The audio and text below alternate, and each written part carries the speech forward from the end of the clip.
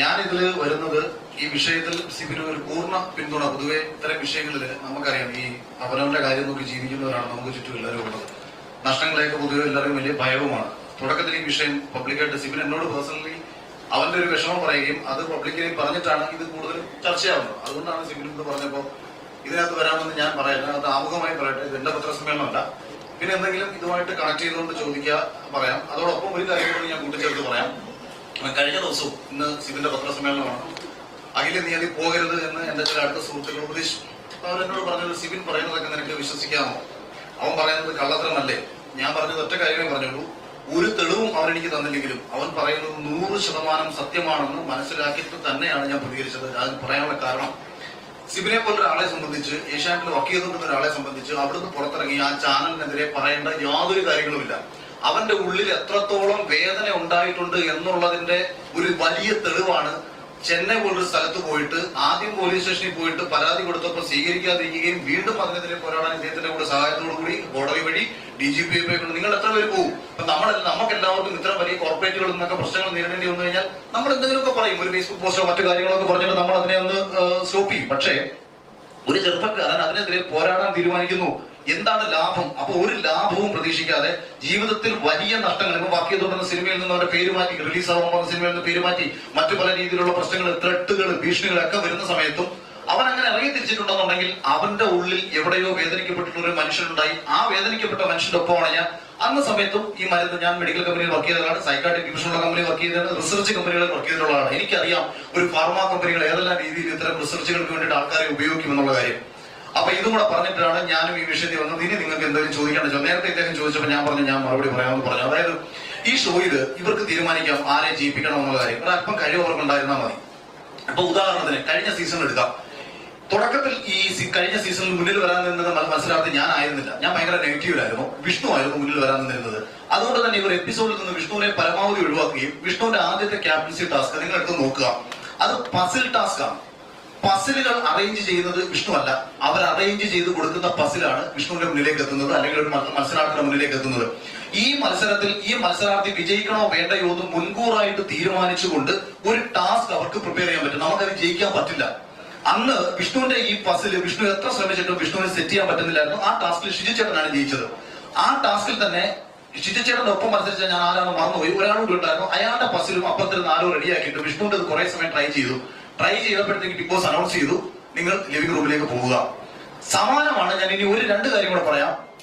കഴിഞ്ഞ സീസണിൽ അവർ ആഗ്രഹിച്ചിരുന്ന ഒരു മത്സരാർത്ഥി ഫിനാലിൽ എത്തണമെന്നും ആ മത്സരാർത്ഥി വിജയിക്കണമെന്നും അവർക്കൊരു വ്യക്തമായ പ്ലാൻ ഉണ്ടായിരുന്നു. ആ പ്ലാന്റെ അടിസ്ഥാനത്തിൽ പക്ഷേ 63ാമത്തെ ദിവസത്തെ എവിക്ഷനിൽ ആ പർട്ടിക്കുലർ മത്സരാർത്ഥി സെക്കൻഡ് ലാസ്റ്റ് നിൽക്കുകയാണ്, വോട്ടിംഗിൽ സെക്കൻഡ് ലാസ്റ്റ് ആണ്. ഒരു പക്ഷേ വന്നാൽ എവിക്ട് ആയി പോയേക്കാം. അപ്പൊ ആ മത്സരാർത്ഥി ഇവർക്ക് സർവൈവ് ചെയ്യണമെങ്കിൽ ആ മത്സരാർത്ഥിക്ക് ജയിക്കാൻ കഴിയുന്ന ടാസ്കുകൾ കൊടുക്കുകയും മുന്നിൽ നിൽക്കുന്ന ആൾക്കാരെ പിന്നിലേക്ക് കൊണ്ടുവരികയും വേണം. അവിടെയാണ് ടിക്കറ്റ് ഫിനാലെ ടാസ്കിലേക്ക് എത്തുമ്പോൾ അതിന് തൊട്ടു മുമ്പ് ലൈഫ് ഗ്രാഫ് എന്നൊരു ടാസ്ക് വന്നു. നമ്മുടെ ജീവിതത്തിലെ ഉയർച്ച താഴ്ചകളെ കുറിച്ച് പറയുക എന്ന് പറഞ്ഞുകൊണ്ടൊരു ടാസ്ക്. ഇതേ മത്സരാർത്ഥിയാണ് ഹൗസിൽ പല പ്രാവശ്യം പറഞ്ഞുകൊണ്ട് നടന്നത്, എനിക്ക് ജീവിതകഥ പറഞ്ഞ സമയത്ത് പൂർണ്ണമായും പറയാൻ പറ്റില്ല, എനിക്ക് പറയാൻ പറ്റില്ല എന്ന് പറഞ്ഞ് നിരന്തരം പരാതി പറഞ്ഞുകൊണ്ട് നടത്തി. ലൈഫ് ഗ്രാഫ് എന്നൊരു ടാസ്ക് കഴിഞ്ഞ സീസണിലെ ഏറ്റവും ബോറിംഗ് ടാസ്കും എന്നാൽ പാൻ ഇന്ത്യയിൽ ഹിറ്റായ ടാസ്കുമാണ്. നമ്മൾ ഇതിന്റെ സന കഥയോടുകൂടി ഹിറ്റായ ടാസ്കുമാണ്. ഈ ടാസ്ക് ഒരിക്കലും നിങ്ങൾ ആലോചിച്ചു, നോർമലി പോയിരുന്നെങ്കിൽ ഇത് ഭയങ്കര ആളുപോലെ ടാസ്കാ. ഒരാഴ്ച മൊത്തം വന്നിരുന്ന മത്സരാർത്ഥികൾ കഥ പറയുക. ഇപ്പൊ ഞാനൊക്കെ പറഞ്ഞ കഥ ഈ പ്രോപ്പർ എപ്പിസോഡിലല്ല ടെലികാസ്റ്റ് ചെയ്ത്, പ്ലസിലാണ് ടെലികാസ്റ്റ് ചെയ്തത്. പക്ഷെ ഒരു മത്സരാർത്ഥിക്ക് പുറത്ത് സപ്പോർട്ട് കിട്ടാൻ അവർ ആ ഹൗസിനുള്ളിൽ ഉന്നയിച്ചുകൊണ്ടിരുന്ന ആക്ഷേപം, അതായത് അവരുടെ പരാതികൾക്ക് വേണ്ടിയിട്ട് ഒരു ടാസ്ക് പ്ലാൻ ചെയ്യുന്നു. അത് കഴിഞ്ഞ് ടിക്കറ്റ് ഫിനാലെ വരുന്നു. ഇപ്പൊ എനിക്കെന്ന് പറയുന്നത് ഭയങ്കര ശാരീരികമായിട്ട് ബുദ്ധിമുട്ടുള്ള സമയമായിരുന്നു. ഒരിക്കലും എനിക്ക് ടിക്കറ്റ് ഫിനാലിൽ ഇവർ തന്ന ടാസ്ക് ജയിക്കാൻ പറ്റില്ല. ഷിജു ചേട്ടൻ നടുവേദന പിടിച്ചു കിടക്കുന്ന ആളെ ജയിക്കാൻ പറ്റില്ല. വിഷ്ണുവും മിഥുനും ഞങ്ങളുടെ സ്വഭാവം അനുസരിച്ച് ഈ രാവിലെ തൊട്ട് വൈകുന്നേരം വരെ 15-16 മണിക്കൂർ കുത്തിയിരിക്കുന്ന ടാസ്ക് ജയിക്കില്ല. പക്ഷെ 15-16 മണിക്കൂർ കുത്തിയിരുന്നാൽ ആര് വിജയിക്കുമെന്ന് അവർക്കൊരു പ്ലാൻ ഉണ്ടായിരുന്നു. ആ പ്ലാനിനെ അപ്രതീക്ഷിതമായിട്ട് മറികടന്ന ഒരാളായിരുന്നു നാദ്ര. 2 ടാസ്കിൽ നാദ്ര വിജയിച്ചു. 3ാമത്തെ ടാസ്ക്, അതാണ് ഞാൻ പറയുന്നത്, സ്വിമ്മിംഗ് പൂളിൽ ഒരു കോയിൻ ഇടുന്ന ടാസ്ക് ആണ്. ഞങ്ങളുടെ ഹൗസിൽ വെള്ളത്തെ ഏറ്റവും കൂടുതൽ ഭയപ്പെട്ടിരുന്ന ആൾ നാദ്രയാണ്. ഞാൻ പറഞ്ഞാൽ നിങ്ങൾക്ക് കൃത്യമായിട്ട് നിങ്ങൾക്ക് ആലോചിച്ച് മനസ്സിലാക്കാൻ പറ്റും. അപ്പോ രാജ്യത്തെ അപ്രതീക്ഷിതമായിട്ട് നാദ്ര ഫസ്റ്റ് ടാസ്കിൽ സെറീന ജയിക്കുന്നു, സെക്കൻഡ് ടാസ്കിൽ നാദ്ര ജയിക്കുന്നു. ആദ്യത്തെ ടാസ്കിൽ 10 പോയിന്റ്, രണ്ടാമത്തെ ടാസ്കിൽ രണ്ടാമത്തെ നാദ്രയ്ക്ക് 19 പോയിന്റ്, 16 പോയിന്റ് ശോഭയ്ക്ക്, 19 പോയിന്റ് നമ്മുടെ നാദ്രയ്ക്ക്. അടുത്ത മൂന്നാമത്തെ ടാസ്ക് എന്ന് പറയുന്നത് നാദറ ഏറ്റവും പിന്നിലേക്ക് പോണമെങ്കിൽ നാദറയ്ക്ക് ഒരിക്കലും വിജയിക്കാൻ പറ്റാത്ത ഒരു ടാസ്ക് കൊടുത്തത് സ്വിമ്മിംഗ് പൂളിൽ മുങ്ങിത്തപ്പി കോയിൽ എടുക്കുന്ന ടാസ്കാ. വെള്ളത്തിൽ ഇറങ്ങിയാൽ ഭയന്ന് വിറച്ച് നിലവിളിക്കുന്ന ഒരാളാണ് നാദറ. അപ്രതീക്ഷിതമായിട്ട് നാദറ സ്വിമ്മിംഗ് പൂളിൽ ഇറങ്ങിയ സമയത്ത് നാദറയുടെ ഒരു ഭയങ്കര നാദറ കണ്ട് മുങ്ങിച്ചാവാൻ പോയിട്ടുണ്ടെങ്കിൽ നാദറയ്ക്ക് ഭയങ്കര ഭയം ഉണ്ടാവുകയും വെള്ളം കണ്ട പേടിയുള്ള രോഗമുള്ള ഒരാൾ കൂടിയാണെന്ന് പറഞ്ഞിട്ടുണ്ട്. അങ്ങനെ നാദറയെ ഏറ്റവും പിന്നിലേക്ക് കൊണ്ടുപോവുകയും ഇവരാഗ്രഹിക്കുന്ന ഒരു മത്സരാർത്ഥിയെ അതുവഴി മുന്നിലേക്ക് കൊണ്ടുവരികയും ചെയ്യണം. അതുപോലെ തൊട്ടടുത്ത് വന്ന പസിൽ ടാസ്കുകൾ. പിന്നെ ഫാമിലി വീക്ക് ഞാൻ ഈ പറഞ്ഞ മത്സരാർത്ഥിയുടെ വീട്ടിൽ നിന്ന് ആരും വരില്ല എന്ന് പറഞ്ഞപ്പോൾ അത് മാറ്റിവെക്കാൻ തീരുമാനിച്ചതാണ്. അതുപോലെ ഇവർക്ക് പ്ലാൻ ചെയ്യും. ഇപ്പൊ ഫാമിലി വീക്കില് ഒരാളെയൊക്കെ അകത്തേക്ക് കടത്തി വിടുമ്പോൾ ഡ്രാമ ക്രിയേറ്റ് ചെയ്യാം, അതായത് ഒരു ക്രിയേറ്റീവ് കോൺട്രിബ്യൂഷൻ കൊടുക്കാം. ഉദാഹരണം, ഷിജി ചേട്ടന്റെ കണ്ണ് കെട്ടിവെക്കുന്നു, മകളുടെ അടുത്ത് വന്ന് നിൽക്കുമ്പോൾ അവിടെ ഒരു വൈകാരികമായിട്ടൊരു അന്തരീക്ഷം ഉണ്ടാവും. ഇപ്പം അച്ഛനായ ഞാൻ ഫ്രീസ് ആയിട്ട് നിൽക്കുകയും എന്റെ മക്കൾ എന്റെ അടുത്ത് വന്ന് നിൽക്കുകയും ഞാൻ ഫ്രീസാണ്, മക്കളുടെ എല്ലാ റിയാക്ഷനും കണ്ടുകൊണ്ട് നിൽക്കുമ്പോൾ സ്വാഭാവികമായിട്ടും ഒരു വൈകാരിക തലത്തെ ഇവർക്ക് ക്രിയേറ്റ് ചെയ്യിച്ചെടുക്കാം. അതായത് മത്സരാർത്ഥികളിൽ നിന്ന് സ്വാഭാവികമായി ഉണ്ടായില്ലെങ്കിലും ക്രിയേറ്റ് ചെയ്യിച്ചെടുക്കാൻ പറ്റും. പക്ഷെ അതേസമയം അത് എനിക്കങ്ങനെ തന്നില്ല. എന്റെ കാര്യത്തിൽ അപ്രതീക്ഷിതമായി സംഭവിച്ചതാണ്. എനിക്ക് പ്ലെയിൻ എൻട്രി ആണ്. അതായത് എന്റെ വൈഫും കുട്ടികളും സ്ട്രെയിറ്റ് ആയിട്ട് കയറി വരികയാണ്. അവിടെ ആ ഡ്രാമ അവിടെ സംഭവിച്ചത് നോർമൽ ആയിരുന്നു, നാച്ചുറൽ ആയിരുന്നു. മറ്റുള്ളവർക്ക് വേണ്ടിയിട്ട് ഇവരെന്ത് ചെയ്തു, ബാക്കപ്പ് സപ്പോർട്ട് കൊടുത്തേണ്ടിരുന്നു. ഇപ്പൊ ഞാൻ ഈ പറഞ്ഞത് കൃത്രിമത്വം കാണിക്കുകയല്ല, അവർക്ക് ഫേവർ ചെയ്ത് വിജയിക്കാൻ ശേഷിയുള്ള ഒരു മത്സരാർത്ഥിക്ക് വേണ്ടിയിട്ട് പരമാവധി ചെയ്യാം.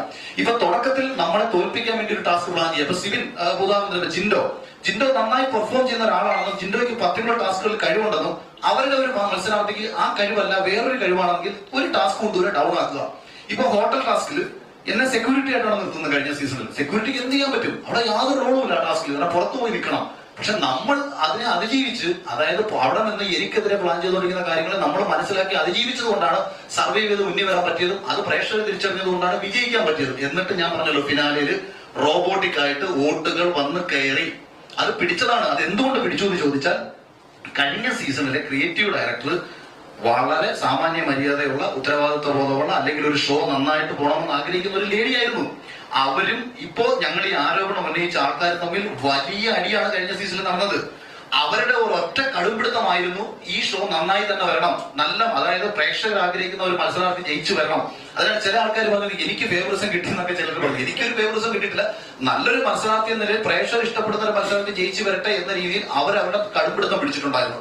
അങ്ങനെ ദിസ് ഈസ് ടോട്ടലി അൺഫെയർ എന്ന് പറഞ്ഞിട്ട് ഞങ്ങൾ ഈ പറഞ്ഞ ആൾക്കാർ മെസ്സേജ് ചെയ്തിട്ട് എന്റെ പാക്കപ്പ് പാർട്ടി, ഞാൻ വിജയിച്ച പാർട്ടിക്ക് പങ്കെടുത്തിട്ടില്ല. ഞാൻ വിജയിച്ച ദിവസം ഏഷ്യാനെറ്റിന്റെ ഒരാൾ പോലും അന്നേ ദിവസത്തെ അന്ന് രാത്രിയിലെ പാക്കപ്പ് പാർട്ടിയിൽ പങ്കെടുക്കാതെ പോയതാണ്. കാരണം അവരാഗ്രഹിച്ചതും അവർ ചിന്തിച്ചത് ഇയാളെ അല്ല. കാര്യം മുൻകൂറായിട്ട് ഷോയിൽ കയറുന്നതിന് മുൻപേ വാക്ക് കൊടുത്ത് ഒന്നുകിൽ ഷെയർ വാങ്ങിയിട്ടോ അല്ലെങ്കിൽ മറ്റെന്തെങ്കിലും രീതിയിൽ ഭാവിയിൽ പ്രയോജനം കൊടുത്താന്ന് പറഞ്ഞിട്ടോ ആ പ്ലാനുകൾ പൊളിഞ്ഞു. അതിന്റെ ദേഷ്യം ഇവർക്കുണ്ടായിരുന്നു. താങ്കൾ ഇത് പറയാൻ എന്തുകൊണ്ട് 1 വർഷം സമയമെടുത്തു? അല്ല, ഇനി ഞാൻ വിജയിച്ച ആളല്ലേ. ഞാൻ ജയിച്ചതിന് ശേഷം ഞാൻ എന്നിട്ട് ഞാൻ പറയാം, ഞാൻ ഏഷ്യാനെറ്റിന്റെ ഫസ്റ്റ് ഒരു പ്രൊമോ ഷൂട്ടിനാണ് പോകുന്നത്, ഒരു സീരിയലിന്റെ പ്രൊമോ ഷൂട്ട്. അപ്പോഴും എന്നെ വിളിച്ചിട്ട് പ്രവീൺ, നമ്മുടെ ഇവനോട് സിബിനോട് പറഞ്ഞ ഇതേ അദ്ദേഹം പ്രവീൺ എന്ന് പറയുന്ന ഏഷ്യാനെറ്റ് ഒരു PR ആയിട്ട് പുള്ളി എന്നെ വിളിച്ചിട്ട് പറഞ്ഞു, അഖിലെ പൈസ ഒന്നും ചോദിക്കരുത്, അഖിലിന് നമ്മൾ ഉണ്ടാക്കി തന്നിട്ടുള്ള ഒരു വലിയൊരു മൈലേജ് ഉണ്ട്. ഞാൻ പറഞ്ഞു, ഞാൻ ചിരിച്ചു. അപ്പൊ പുള്ളി ചോദിച്ചു, എന്തിനാ ചിരിച്ചത്? ഞാൻ പറഞ്ഞല്ല, തോൽപ്പിക്കാൻ പരമാവധി നോക്കിയിട്ട് പിന്നെ ജയിപ്പിച്ചത് പറയരുത് എന്ന് ഞാൻ പറഞ്ഞു. ഇതൊക്കെ എനിക്കറിയാം, ഞാൻ അറിയാത്തൊരു പൊട്ടനാണ് നിങ്ങൾ വിചാരിക്കരുത്. പൈസ തന്നെങ്കിൽ ഞാൻ അത് ചെയ്യും. അപ്പൊ പൈസ തരരുത്. അപ്പൊ ഇതായിരുന്നു തുടക്കത്തിൽ ഇറങ്ങിയ ശേഷം ഉണ്ടായിരുന്നു. പക്ഷെ എനിക്ക് അത് പറയേണ്ട കാര്യമില്ല. ഇപ്പോഴും ഇത് പറയേണ്ട കാര്യം എനിക്കില്ല. കാര്യം വെച്ചാൽ ഒരാളുടെ ഒരു പ്രശ്നം എന്റെ മുന്നിലേക്ക് എത്തിയപ്പോ എനിക്ക് നിശബ്ദത പാലിച്ചൂടെ? എനിക്ക് എന്താണ് നഷ്ടം? ഇപ്പൊ ഒരുപക്ഷെ സാബുവിന്റെ സ്ഥാനത്ത് ഞാൻ കയറിക്കൊണ്ട ആളായിരിക്കാം. ഒരുപക്ഷെ എന്നെ അവർ വിളിച്ചേനെ. പറഞ്ഞു വെച്ചപ്പോ ഇതിന്റെ പിന്നിലൊക്കെ പ്രവീൺ, എന്നോട് അന്ന് പറഞ്ഞ ആള് പ്രവീണാണ്. പ്രവീൺ ചിലപ്പോൾ ഇവനായിട്ട് ബന്ധപ്പെട്ടിട്ടുണ്ടായിരിക്കും. അതുപോലെ ചാനലിലുള്ള മറ്റുള്ള ആൾക്കാരും ഉണ്ടായിരിക്കും. ഒരുപാട് ഒന്നിലധികം ആൾക്കാർ നിയന്ത്രിക്കുന്ന ഷോ അല്ലേ ഇത്. അതിന് എനിക്ക് എന്നോട് അന്ന് സംസാരിച്ച ആള് പ്രവീൺ എന്ന് പറയുന്ന ഏഷ്യാനെറ്റിന്റെ PR ഉണ്ടായിരുന്നു. അന്ന് എന്നോട് സംസാരിച്ച ആള് അന്ന് ഞാൻ പറഞ്ഞത്, ഈ പ്രോഗ്രാം കഴിഞ്ഞിട്ട് പൈസ മേടിക്കണ്ട എന്ന് പറഞ്ഞിട്ട് എന്റെ അടുത്ത് ഷെയർ ചോദിച്ചു. ഷെയർ ചോദിച്ചു കഴിഞ്ഞാൽ പിന്നെ എനിക്ക് കൊടുക്കാനൊന്നുമില്ല. പിന്നെ 100 കൊടുക്കാനേ.